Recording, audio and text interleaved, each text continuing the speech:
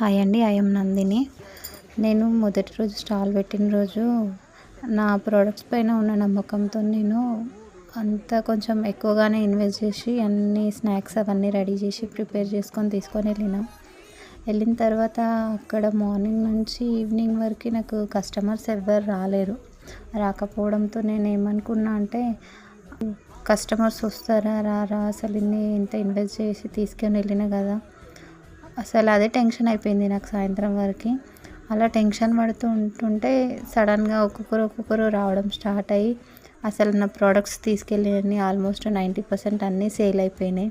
అప్పుడు అనిపించింది నా కష్టానికి ఫలితము వచ్చింది అని చాలా హ్యాపీగా ఫీల్ అయినా. పొద్దున్నుంచి సాయంత్రం వరకు రాంది ఆ ఒక్క 1 అవర్లోనే నేను ప్రోడక్ట్స్ అన్నీ సేల్ చేసుకోగలిగిన.